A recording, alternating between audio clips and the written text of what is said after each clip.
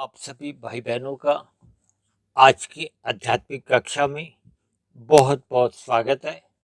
आज की चर्चा का मुख्य विषय है तमोगुण की 3 अवस्थाएं। आज की जो हमने चित्र में इसको हमने एक अलग ही एक डिजाइन से दिखाया है, क्योंकि आपको शायद ध्यान होगा तकरीबन 1.5-2 महीने पहले हमने ब्रह्म मुहूर्त के ऊपर एक चर्चा की थी और उसी में ही तमोगुण की अवस्थाएं आती हैं, रजोगुण की और सतोगुण की विभिन्न अवस्थाओं का हमने जिक्र किया था। लेकिन क्योंकि हमारा उस वीडियो में जो मुख्य केंद्र था वो ब्रह्म मुहूर्त के ऊपर ही था, तो इसलिए बाकी चर्चाओं को हमने थोड़ा गौण रूप में लिया था। और वैसे भी अक्सर आप भाई बहनों के फोन आते रहते हैं कि ये जो तमोगुण, रजोगुण और सतोगुण की ये जो हम बार बार चर्चाएं करते हैं, ये पूर्ण रूप से इनकी स्थिति का बोध नहीं हो पाता, क्योंकि मैं तो अक्सर 3 शरीरों की और 3 गुणों की इन्हीं पे ही अपनी चर्चाओं का एक मुख्य केंद्र रखता हूँ, क्योंकि संपूर्ण भौतिक प्रकृति त्रिगुणात्मक है। शास्त्रों में तो देखिए 3 ही तत्वों की चर्चा आती है ना, एक आत्मा और एक भगवान। ये दोनों तो चेतन शक्ति है, और जबकि तीसरी शक्ति है ये प्रकृति, माया, जो कि दिखती तो क्रियाशील है, लेकिन शास्त्रों में तो इसको जड़ कहा गया और अनित्य भी कहा गया। लेकिन अनित्य जिसको कहा गया वो तो है 23 तत्व, और ये जो सतोगुण, रजोगुण और तमोगुण है ये नित्य तत्व है। यानी कि जैसे शास्त्रों में 3 तत्वों की चर्चा आती है ना, आत्मा, परमात्मा, और तीसरा है ये गुण। गुण का मतलब ही ये तमोगुण, रजोगुण और सतोगुण ये नित्य बने रहते हैं। शास्त्रों में कहा गया है जब इनकी सम अवस्था रहती है, सम अवस्था का अभिप्राय होता है कि 33% कहो या 33.33%, यानी कि तीनों की ही जब सम अवस्था बनी रहती है, शास्त्रों में तो उसी को ही प्रकृति कहा जाता है। ये जो उसके बाद 23 तत्वों में जो विस्तार होता है, जिसमें आप और हम इस समय जी रहे हैं, क्योंकि इस समय तो देखिए सृष्टि के बाद ये स्थिति जिसमें आपका इस समय कलयुग चल रहा है। देखिए जब एक इस सृष्टि का निर्माण होता है 23 तत्वों में, आज हमारी वो चर्चा का विषय नहीं, एक संक्षेप में थोड़ा बात ले लेते हैं। जब ये 23 तत्वों का जो एक विस्तार होता है उसी में ही ये युग आते हैं, सतयुग, त्रेता, द्वापर और फिर कलयुग। ऐसे ही ये फिर दोबारा से जब कलयुग खत्म हो जाता है फिर दोबारा से ये क्रम चलता रहता है।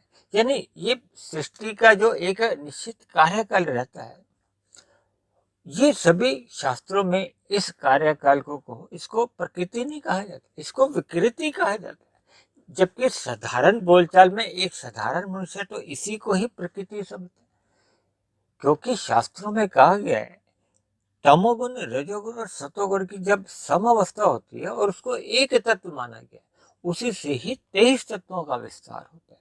यानी कि ये संपूर्ण भौतिक प्रकृति जो आपको और हमें दिखाई देती है, जिसका कोई और शोर नजर नहीं आता, ये 24 तत्वों की कही गई है।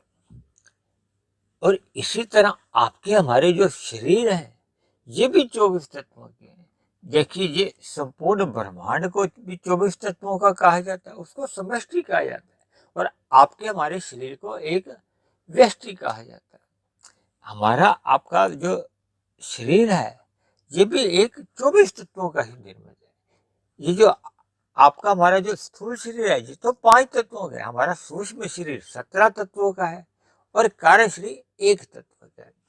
17, 5, 22 और 1, 23 कारण शरीर का, और यही 23 तत्वों का विस्तार है, और मूल तत्व इन 23 तत्वों में ही रहते हैं। यानी कि कारण रूप में सतोगुण, रजोगुण और तमोगुण बने रहते हैं, ये इनका कार्य जगत है।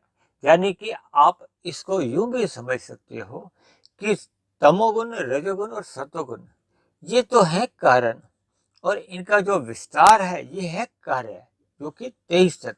आपके हमारे जो तीनों शरीर हैं ये भी इस माया के ही बने हुए हैं। दूसरी बात, अक्सर हम अपनी चर्चाओं में इस बात का भी जिक्र करते हैं कि कारण सदा ही अपने कार्य में सूक्ष्म रूप में मौजूद रहता है।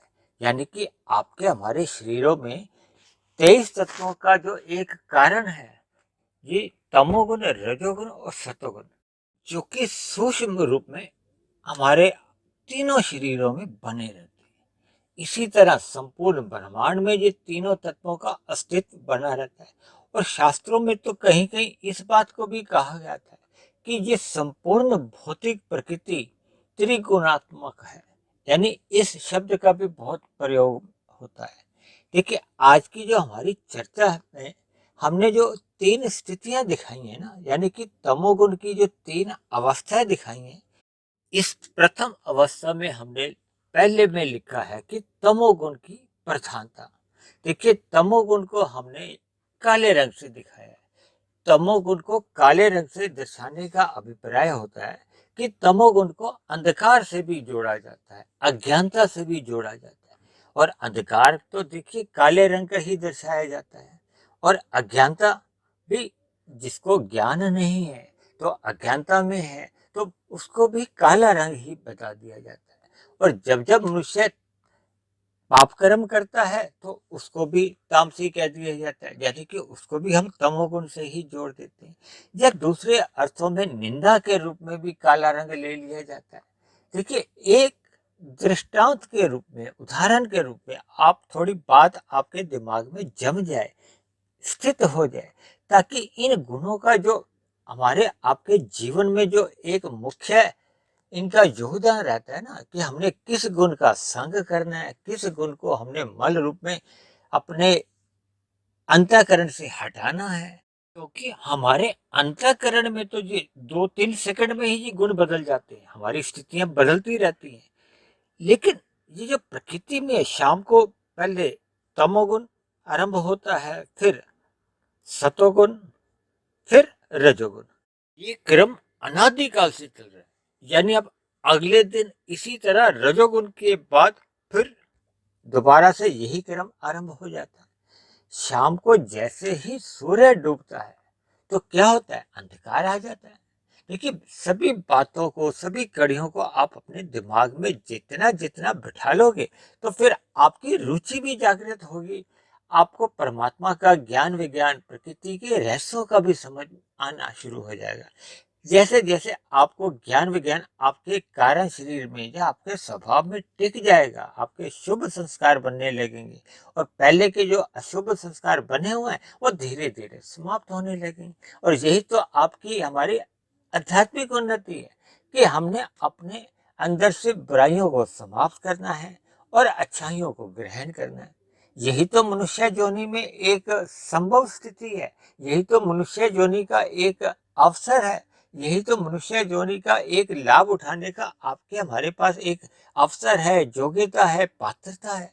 यदि मनुष्य योनि पाकर हम ये लाभ नहीं उठाते, तो फिर देखिए, ये जो हम भौतिक जगत में 2 के 4, 4 के 40, हजारों, लाखों, करोड़ों में जो धन इकट्ठा करने में लगे रहते हैं ना, वो मरने के साथ ही समाप्त हो जाता है। और दूसरी बात, उस धन को इकट्ठा करने में अगर मनुष्य रजोगुण में ही रहकर कर्म करता है, तब तो उसका अधोगति का कोई कारण नहीं बनता, यानी कि उसके द्वारा पाप कर्म नहीं होते।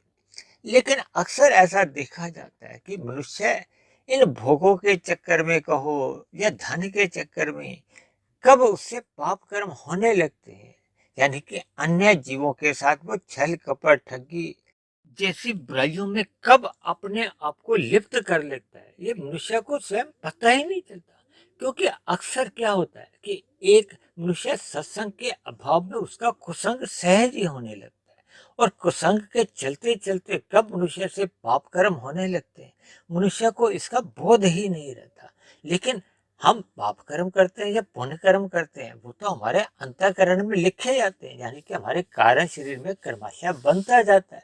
उसके जैसा जैसा कर्माशय बनता है, वैसे वैसे हमारे संस्कार भी बनते जाते हैं। जैसा जैसा हमारे चिंतन चलता रहता है, कि हम अपने दिमाग में बहुत सी योजनाएं बनाते रहते हैं, भले ही हम कर्म नहीं करते, तो ऐसी योजनाएं बनाने का भी हमारे अंतःकरण में कर्माशय तो नहीं बनता, लेकिन उनके संस्कार बनते हैं। फिर संस्कारों से पुनः वृत्तियां उठती हैं, फुरने उठते हैं, वो फुरने फिर हमसे बुरे काम करवा जाते हैं, पाप कर्म करवा जाते हैं, और फिर वो कर्माशय हमारा पाप कर्म का बनना शुरू हो जाता है। और जब हमारा कारण शरीर में पाप कर्मों का कर्माशय पुण्य कर्मों की तुलना में अधिक हो जाता है, तो मरने के बाद फिर हमें नीचे की योनियों में ही भेजा जाता है।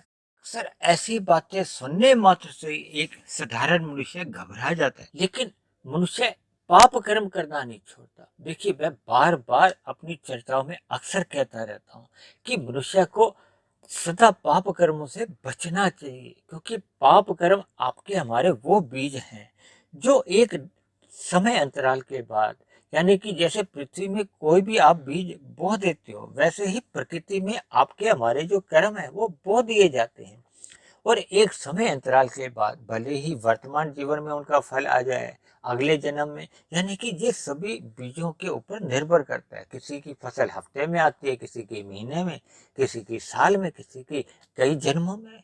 तो ये अलग अलग स्थितियां होती हैं, लेकिन हमें तो केवल पाप कर्मों से तो अवश्य ही बचना चाहिए। इसीलिए तो शास्त्रों में कहा गया कि पाप कर्मों से तो पुण्य कर्म करने अच्छे हैं, और फिर शास्त्रों में ही कहा गया कि पुण्य कर्मों से भी निष्काम कर्म ज्यादा अच्छे हैं। देखिए, ये एक क्रम होता है, जैसे कहते हैं ना शास्त्रों में कि तमोगुण से 10 गुना अच्छा रजोगुण है, और रजोगुण से भी 10 गुना अच्छा सतोगुण है। और इसी बात को आगे बढ़ाते हुए मैं अक्सर इस बात पे जोर देता हूँ कि सतोगुण से भी 10 गुना अच्छा विशुद्ध सतोगुण है, क्योंकि सतोगुण से जब हम विशुद्ध सतोगुण यानी कि परमात्मा को अपना लक्ष्य बनाकर अपना जीवन जीते हैं, तभी हमारी फिर आध्यात्मिक उन्नति सहज ही होने लगती है। अन्यथा हम चाहे तमोगुण हो, चाहे रजोगुण हो, या सतोगुण के बीच में भी हम केवल संसार की ही यात्रा ऊपर नीचे की करते रहते हैं। मेरी आप सभी भाई बहनों से विनती है कि आज की वीडियो सुनते समय भी आप चित्र पर अपनी नजर टिकाए रखें, क्योंकि इसमें हमने रंग भरे हैं उससे भी हमने कुछ शिक्षा लेनी है, और जो हमने लिखा है उनसे भी हमने अलग अलग शिक्षा लेनी है। क्योंकि पहले वाले अवस्था में हमने लिखा है तमोगुण की प्रधानता, और साथ में ही हमने लिखा हुआ है रजोगुण की गौणता, और तीसरे में हमने लिखा हुआ है सतोगुण की अति गौण स्थिति। देखिए, तीनों में शब्दों का कितना भेद है, इस भेद को आपको समझना होगा। देखिए, एक साधारण सी बात है, प्रधानता का मतलब क्या है कि उसकी अधिकता है। देखिए, आकार के हिसाब से भी मैंने काले रंग का जो एक खाका तैयार किया है वो बड़े आकार का है ना, और उसके नीचे जो मैंने लाल रंग से की है वो रजोगुण की गौण स्थिति दिखाई है। देखिए, रजोगुण की गौण स्थिति का अभिप्राय ये भी लेना चाहिए कि सूर्य डूबने से पहले की जो स्थिति चल रही थी वो रजोगुण की चल रही थी, इसलिए गुजरा हुआ गुण क्या था? रजोगुण।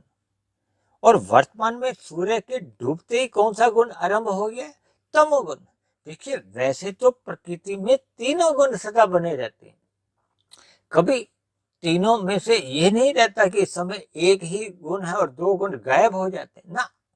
एक गुण उभरा रहता है, प्रधान रहता है, उसकी मतलब प्रधान स्थिति बनी रहती है, दूसरा गौण रहता है, और तीसरा अति गौण रहता है। बस इसीलिए मैंने ये तीनों में अलग अलग स्थितियां, आकार के हिसाब से भी, रंगों के हिसाब से भी, और शब्दों से भी, मैंने तीन तरह से आपको समझाने की कोशिश की है।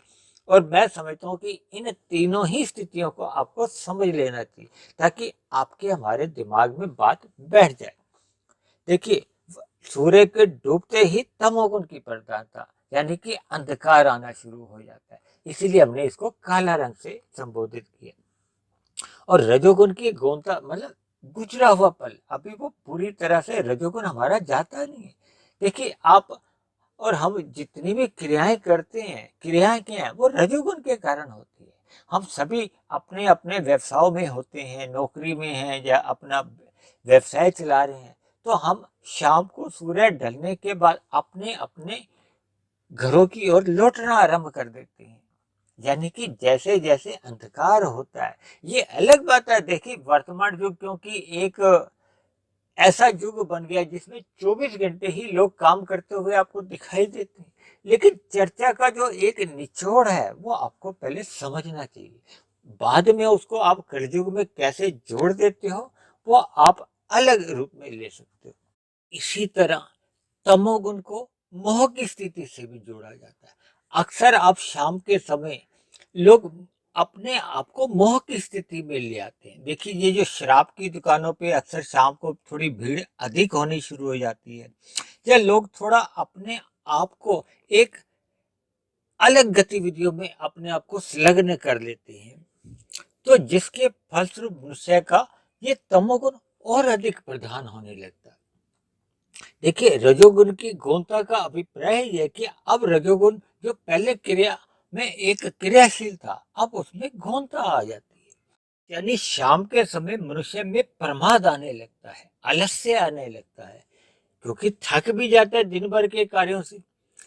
यह दूसरी स्थिति को आप ऐसा भी जोड़ सकते हो कि इन सभी क्रियाओं के फलस्वरूप मनुष्य में एक ज्ञान के प्रति अति गौण स्थिति का आप अनुभव कर सकते हैं। देखिए, जब मोह की स्थिति बढ़ती है, प्रमाद बढ़ता है, आलस्य बढ़ता है, तो ज्ञान की न्यूनता तो अपने आप ही चली जाती है। देखिए, शाम के समय अक्सर लोगों के जो टीवी चलते हैं, जो उसमें जैसे जैसे कार्यक्रम देखे जाते हैं, या इनको आप एक विभिन्न उदाहरणों से जोड़ सकते हो। देखिए, मैंने तो एक मोटा मोटी आपको एक गुणों की स्थिति को बताने का प्रयास किया है। आकार से भी समझा दिया, रंगों से भी समझा दिया और शब्दों से भी समझा दिया। और क्योंकि देखिए, 24 घंटे का ये दिन रात माना गया है और गुण है 3, तो ऐसी स्थिति में एक साधारण हिसाब से भी एक गुण के हिस्से में 8-8 घंटे आ जाते हैं, क्योंकि 8 घंटे तमोगुण के, 8 घंटे रजोगुण के और 8 घंटे ही सतोगुण के। अब हम तमोगुण की दूसरी अवस्था में प्रवेश करने जा रहे हैं। देखिए, हमने तमोगुण की 3 अवस्थाएं लिखी है ना। पहली अवस्था का वर्णन अभी हमने कर दिया। अब दूसरी अवस्था में आप चित्र पर थोड़ा ध्यान दीजिए कि यहाँ पे हमने लिखा हुआ है घोर तमोगुण। घोर तमोगुण के साथ ही नीचे रजोगुण भी गायब है और सतोगुण भी गायब है, यानी कि इस अवस्था में घोर तमोगुण बना होता है। यानी कि इस अवस्था को हम नींद के साथ भी जोड़ सकते हैं कि शास्त्रों में कहा गया है कि आपको, हमें जो नींद आती है ना, वो तमोगुण के कारण आती है। अगर तमोगुण प्रकृति का गुण नहीं हो तो आपको, हमें नींद नहीं आ सकती। यानी कि जब हम इसको एक अच्छे रूप में लेना चाहते हैं तो इसका हमने संग करना है नींद के लिए। इसलिए यहाँ कहा गया घोर तमोगुण, यानी कि ऐसी अवस्था पे हमने सो जाना चाहिए। यानी कि उससे पूर्व की स्थिति में हमें सोने की तैयारी करनी चाहिए, ये भी आप ले सकते हो। यानी कि इन स्थितियों का हमने एक सदुपयोग करते हुए अपने स्थूल शरीर को आरामदायक स्थिति में रखना है, ताकि हम अगले दिन फिर अपने जो रजोगुण में जो हमने क्रियाएं करनी होती हैं, जो अपना जीवन यापन करने के लिए जो हमने जीवन में अपने क्रियाएं करनी होती हैं, उसके लिए हमें अपने स्थूल शरीर में पुनः स्फूर्ति चाहिए। और पुनः स्फूर्ति तभी आ पाती है जब हम अपने इस स्थूल शरीर को थोड़ी आराम की स्थिति में या नींद की अवस्था में ले जाते हैं। तो यहाँ घोर तमोगुण का अभिप्राय है कि यहाँ तमोगुण की अपनी प्रधान अवस्था से भी बड़ी अवस्था आती है। देखिए, गुण तो सदा बने रहते हैं तीनों, लेकिन यहाँ पे बहुत ही कम है, इसलिए यहाँ हमने बाकी 2 गुणों को हमने हटा ही दी है, ये समझाने के लिए कि इस समय घोर तमोगुण चल रहा है, जिसके फलस्वरूप एक साधारण मनुष्य उस गुण का संग करता हुआ नींद में चले जाता है। देखिए, एक साधारण मनुष्य लगभग इस समय घोर तमोगुण के समय उस गुण से कुछ ऐसा प्रभावित होता है कि एक सभी मनुष्य नींद लेना ही पसंद करते हैं। जैसा कि हम जानते ही हैं, देखिए, इन बाहरी गुणों का ना हम सभी जीवों के ऊपर एक प्रभाव पड़ता है। ये अलग बात है कि हम सभी मनुष्यों का एक अंतःकरण की अलग अलग स्थिति होती है, तो वो बाहरी प्रभाव को हम अनुकूल भाव से भी ले सकते हैं और प्रतिकूल भाव से भी ले सकते हैं। यानी जब हमने किसी गुण को एक अनुकूल भाव से लेना होता है तो उसका हम संग कर सकते हैं। जब हमने एक को प्रतिकूल भाव से उसका मल रूपी संग छोड़ना होता है तो फिर हम अपने अंतःकरण को मजबूती से ले लेते हैं।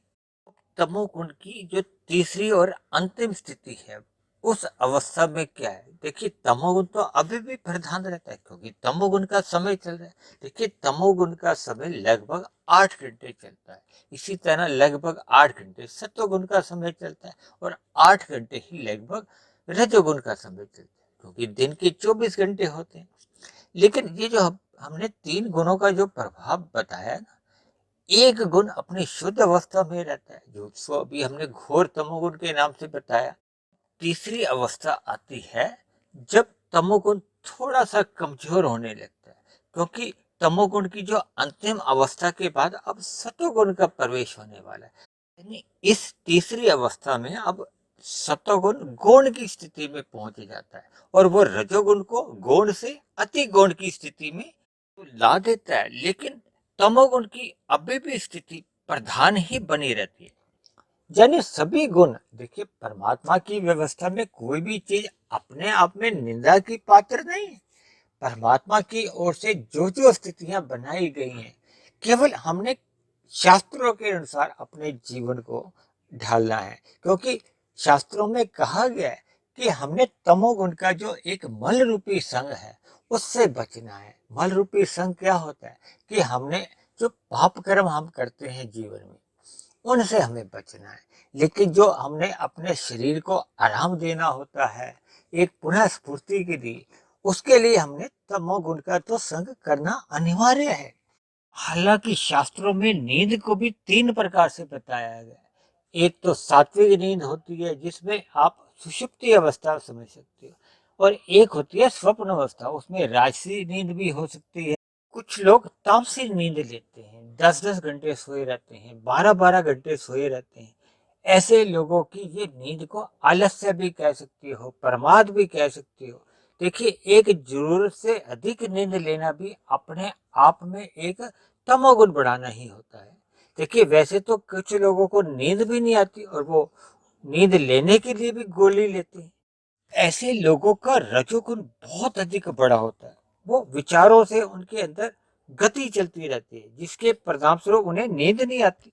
देखिए परमात्मा की प्रेरणा से जैसे जैसे परमात्मा ने मुझे प्रेरित किया, मैंने विभिन्न उदाहरणों द्वारा ये तमोगुण की जो 3 अवस्थाओं का जिक्र किया, क्योंकि हमारी सभी चर्चाओं में जो कि अब तक हमने तकरीबन 460-65 अभी तक वीडियो बनाए हैं, उन सभी वीडियो में ही हमारी परमात्मा की, आत्मा की और प्रकृति के जो 3 गुण हैं, तमोगुण, रजोगुण और सतोगुण, जब तक एक साधारण मनुष्य को इन गुणों की स्थिति का बोध नहीं होता, और दूसरी बात, हमें जो हमारे 3 शरीर है, स्थूल शरीर, सूक्ष्म शरीर और कारण शरीर, इनका हमें सही सही ज्ञान नहीं होता, तो फिर परमात्मा का ज्ञान विज्ञान समझने में हमें बहुत ही कठिनाइयां आती हैं।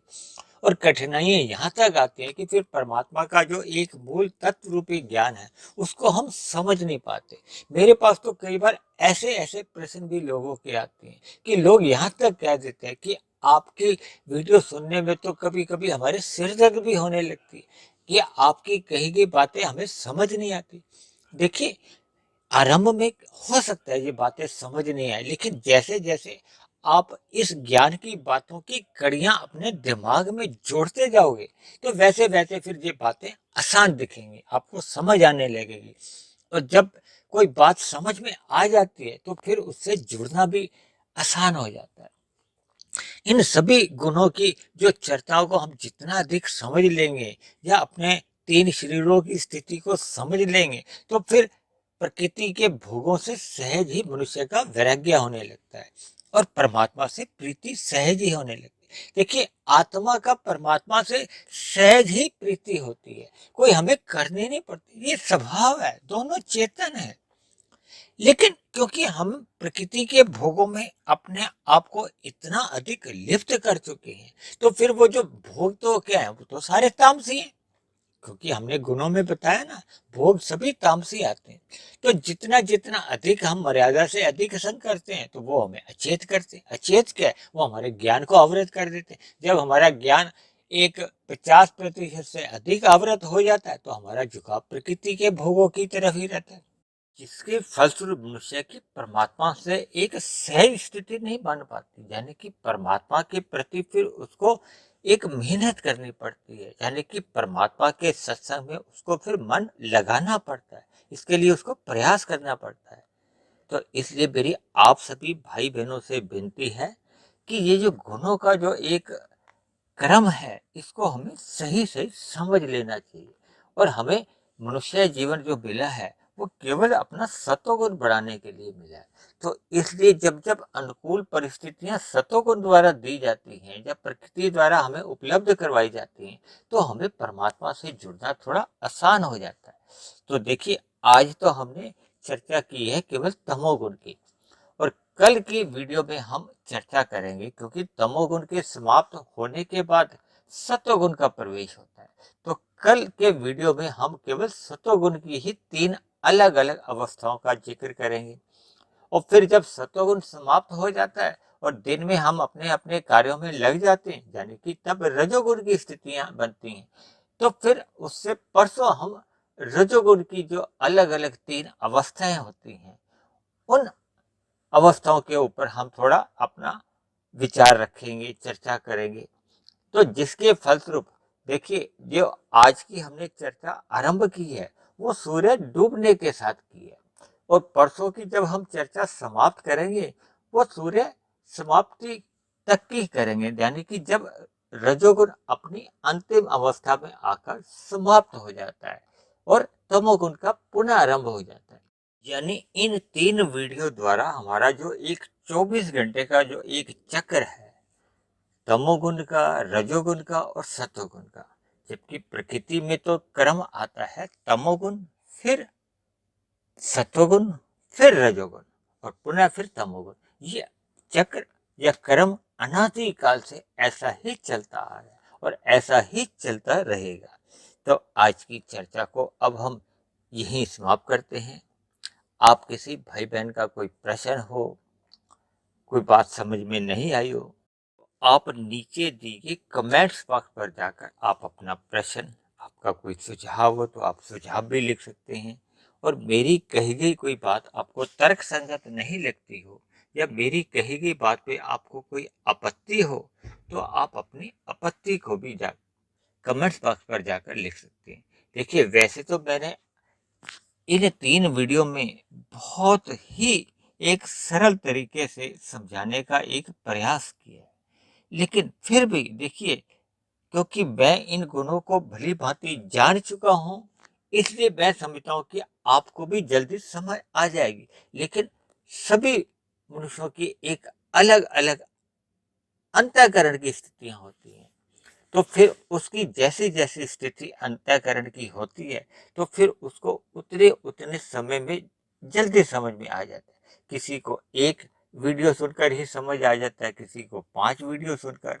लेकिन देखिए, हमें अपना अंतःकरण सुधारने के लिए, या अपनी दिनचर्या सुधारने के लिए, या परमात्मा से जुड़ने के लिए, यानी कुल मिलाकर हमें अपना मिला हुआ जीवन आध्यात्मिक उन्नति में लगाना है। इसलिए हमें इन सभी आध्यात्मिक बातों की या प्रकृति की जितनी जितनी जानकारी हमें होती जाती है, तो फिर हम अपनी दिनचर्या उसी के हिसाब से परिवर्तित कर सकते हैं, यानी कि हम अपने स्वभाव को बदल सकते हैं।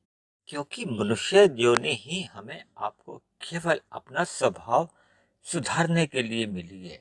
जितना जितना हम अपना स्वभाव अपनी मूल स्थिति में ले आते हैं, यानी कि सुधार लेते हैं, तो फिर उतना उतना परमात्मा से जुड़ना हम सबके लिए एक सरल बन जाता है, आसान हो जाता है, और परमात्मा से फिर हमारी एक सहज ही प्रीति बनी रहती है। इन्हीं शब्दों के साथ अब आज की चर्चा को यहीं समाप्त करते हैं। यदि आपको मेरे बने हुए वीडियो अच्छे लगते हैं, आपके जीवन में कुछ सुधार होने लगा हो, तो मेरी आप सभी भाई बहनों से विनती है कि आप मेरे इस आध्यात्मिक ज्ञानात्मक चैनल को स्वयं भी सब्सक्राइब करें, व अन्य जिज्ञासु भाई बहनों को भी इस आध्यात्मिक ज्ञानात्मक चैनल से जोड़ने का प्रयास करें, ताकि समाज में हम सभी मनुष्यों को एक अच्छा वातावरण, यानी कि एक सतोगुणी वातावरण में हम सभी भाई बहनों को जीवन जीने का अनुभव हो, आनंद मिले। तो आज की चर्चा को अब हम यहीं समाप्त करते हैं। कल मिलते हैं सतोगुण की एक 3 अलग स्थितियों का वर्णन करने के लिए। क्योंकि देखिए, ये जो 3 वर्णन है मैं इकट्ठे एक क्रम में करना चाहता हूँ, ताकि आपका एक संबंध बना रहेगा इन गुणों का और समझने में भी आसानी रह जाएगी। दूसरी मेरी आप सभी भाई बहनों से सदा एक विनती बनी रहेगी कि इन वीडियो को केवल इसी क्रम में ही आपने सुनना है। देखिए, हो सकता है कुछ समय बाद ये वीडियो फिर आगे पीछे हो जाती है, तो लेकिन मेरी आप सभी भाई बहनों से विनती है कि पहले आपने तमोगुण की 3 अवस्थाओं को सुनना है, दूसरे में वीडियो में आपने सतोगुण की 3 अवस्थाओं को सुनना है, और तीसरी वीडियो में आपने रजोगुण की 3 अवस्थाओं को सुनेंगे, तो आपका ज्ञान एक समझने में आसानी हो जाएगी। तो आज की चर्चा को अब हम यहीं समाप्त करते हैं। कल फिर मिलते हैं। तब तक आप सभी भाई बहनों का बहुत बहुत धन्यवाद।